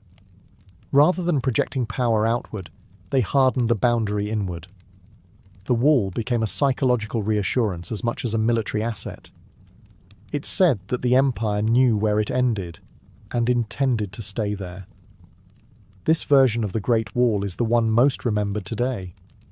Not because it was the first, but because it was the most complete expression of a long-held impulse, to turn fear into architecture and permanence into stone. For most of its existence, the Great Wall was not experienced as a monument, but as a place of work. Thousands of soldiers lived along its length, often for their entire adult lives, guarding a frontier that was quiet far more often than it was violent. The popular image of constant battle is misleading. The reality was endurance, long stretches of boredom, isolation, and routine broken by brief moments of fear. Garrison life was highly regulated, especially during the Ming period. Soldiers followed strict schedules, patrols along assigned sections, maintenance of walls and towers, weapon drills, and signal practice. Every watchtower had defined responsibilities. Fires had to be prepared. Signal materials had to be kept dry. A moment of negligence could mean disaster if an alarm failed to travel. The wall demanded constant care. Weather cracked brick and loosened stone. Wind filled crenellations with sand. Rain undermined foundations. Soldiers were builders as much as fighters. Much of their time was spent repairing what nature steadily tried to erase. Defense was not heroic. It was repetitive. Isolation weighed heavily. Garrisons were often far from cities and families. Some soldiers were stationed with wives and children, forming semi-permanent frontier communities. Others lived alone or among fellow soldiers, months from meaningful contact with the interior. Letters travelled slowly. Supplies were irregular. Winters were brutal. Actual combat, when it came, was fast and chaotic. Raiding parties tested weak points, probing rather than attacking outright. The wall rarely stopped invasions entirely, but it forced enemies to reveal themselves. Alarms bought time. Reinforcements could be mobilized. Most encounters ended in skirmishes rather than sieges. Importantly, the wall also shaped the psychology of defense. Soldiers were trained to watch rather than chase. Leaving the wall to pursue enemies was discouraged. The structure imposed restraint. It turned warfare into observation, signaling, and coordination, rather than impulsive pursuit. In this way, the wall disciplined not just enemies, but defenders. For the men stationed there, loyalty was complicated. They defended the empire, but often felt distant from it. Their lives were consumed by maintenance and waiting, not glory. Yet without them, the wall was meaningless. Stone could not see. Towers could not decide. The wall only worked because people endured its demands. This human layer is often forgotten. But the Great Wall was never just a line across the land. It was a lived environment, cold, exhausting, and repetitive, held together by soldiers whose names were rarely recorded, but whose presence made the entire system possible. Long after sections of the Great Wall crumbled or fell silent, stories filled the gaps. The wall became more than defense. It became a vessel for memory, grief, and meaning. For generations, people explained its scale not through policy or logistics, but through legend. Stone alone could not account for something so vast. Stories had to finish the work. The most enduring of these is the tale of Meng Jiangnu, whose husband was taken to labour on the wall and never returned. According to legend, her grief was so powerful that it caused a section of the wall to collapse, revealing his bones. The story is not historical, but it survived because it expressed something true. The wall consumed lives, separated families, and demanded sacrifice from people who gained little in return. Myth gave those losses a voice. Such stories softened the wall's image while also condemning it. The wall became a symbol of state cruelty and human endurance at the same time. It was admired and feared, mourned and respected. In folklore, the wall listened. It remembered. It punished arrogance and rewarded devotion. These were moral frameworks applied to an inhuman structure. Poets and scholars added another layer. For them, the wall represented distance between centre and frontier, ruler and soldier, civilization and wilderness. It appeared in verses as a place of exile, duty and longing. A posting to the wall meant absence from home, years lost to silence. Even when no battle occurred, the emotional cost remained. Over time, the wall's meaning shifted again. As dynasties passed and threats changed, the wall stopped functioning as an active frontier in many regions. But it did not disappear from cultural memory. Instead, it hardened into symbol. It came to represent perseverance, unity, and historical continuity, ideas that had little to do with its original purpose, but everything to do with how later generations needed to understand the past. This transformation matters. The Great Wall outlived the fears that built it by becoming something else entirely. It turned from military infrastructure into cultural inheritance. Its stones no longer warned of invasion. They warned of forgetting. In this way, the wall's greatest strength was not defensive. It was narrative. Even broken, even abandoned, it continued to shape how people understood power, suffering, and time. The empire that built it vanished. The stories did not.